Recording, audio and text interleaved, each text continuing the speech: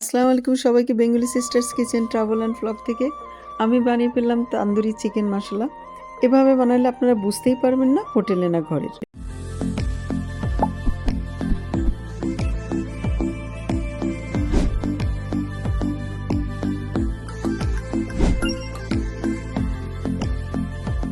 প্রথমে দিয়ে দিলাম আদা পেস্ট, তারপরে দিয়ে দিলাম আমি রসুনের পেস্ট,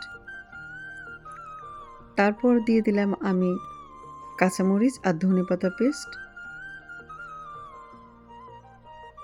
চাইলে এটা আপনারা সব কিছু একসাথে দিয়েও ব্লেন্ড করে নিতে পারবেন। আমার কাছে আলাদা আলাদা করা ছিল তাই দিয়ে দিলাম। সাথে দিয়ে দিলাম তান্দুরি মশলা, এটা আমার চ্যানেলে দেওয়া আছে, দেখে নিতে পারেন। দিয়ে দিলাম টক দই 2 টেবিল চামচ পরিমাণ দিলাম আমি এখানে উঁচু করে। দিয়ে দিলাম জিরে গুঁড়ো আর ধনে গুঁড়ো। লবণ না দিলে তো খাওয়ার মজাই আসবে না। দিয়ে দিলাম লবণ। স্বাদটা আর একটু বাড়ানোর জন্য দিয়ে দিলাম আমি লেমন জুস,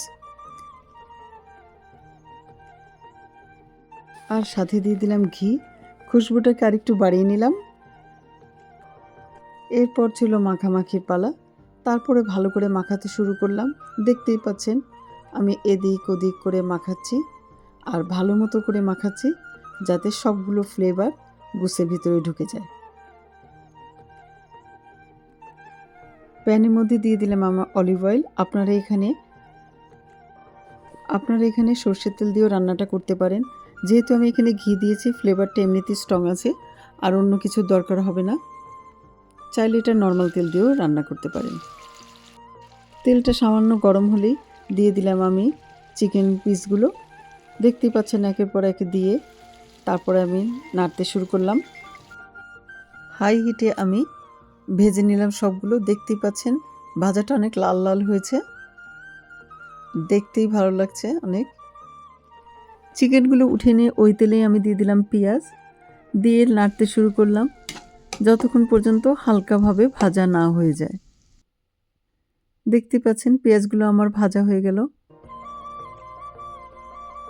চিকেন ম্যারিনেট করে যে মশলাটা বাড়তি ছিল ভাজার পর, সেটাকে আমি একটু পানি দিয়ে তারপরে দিয়ে দিলাম আমি পেঁয়াজের সাথে। ভালো করে নেড়ে নিলাম, সাথে থাকলাম যতক্ষণ পর্যন্ত তেল উপরে না ওঠে। দেখতে পাচ্ছেন আমি কষাচ্ছি। মশলাটা আমার কষানো হয়ে গেল, তেলটা উপরে উঠলো। তার সাথে আমি দিয়ে দিলাম ভাজা চিকেনগুলি, যেগুলো আমি উঠিয়ে রেখেছিলাম। তারপর আবার নাড়তে শুরু করলাম মশলার সাথে, যেন চিকেনগুলো ভালোভাবে মিলে যায় আর স্বাদটাও ভিতরে ঢুকে। অলরেডি অনেকটা স্বাদই ভিতরে ঢুকেছে, যেহেতু আমি রাত্রে ভিজিয়ে রেখেছিলাম। যত নাড়ছি কালারটা ততই সুন্দর লাগতেছে, মশলার সাথে মাখা মাখা হয়ে যাচ্ছে, আর ফ্লেভারটাও খুব সুন্দর বের হয়েছে। আপনারা যখন রান্না করবেন তখন বুঝতে পারবেন যে ফ্লেভারটা কেমন বের হয়েছে। যেহেতু তান্দুরি চিকেন, আমি স্মোকি ফ্লেভার আনার জন্য লং, ঘি আর কোল দিয়ে এটার মধ্যে স্মোক দিয়ে নিয়েছিলাম।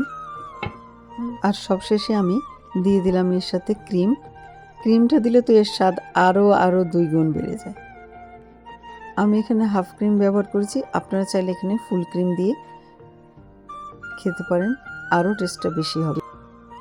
আর সাথে দিয়ে দিয়েছিলাম গার্ডেন থেকে উঠে নিয়ে আসলাম ধনেপাতা, ওটা কুচি করে। দেখতেই পাচ্ছেন দেখতে যতটা লোভনীয় লাগছিল, খেতে ততটাই মজা ছিল। বিশ্বাস করেন আর না করেন, এত সফট এত মজার চিকেনটা হয়েছিল। সবাই তো খুব মজা পেয়েছি আমরা খেয়ে। আপনারা ট্রাই করুন। চলে আসবো অন্য কোনো নতুন ভিডিও নিয়ে। ততক্ষণ পর্যন্ত আপনারা সবাই ভালো থাকবেন।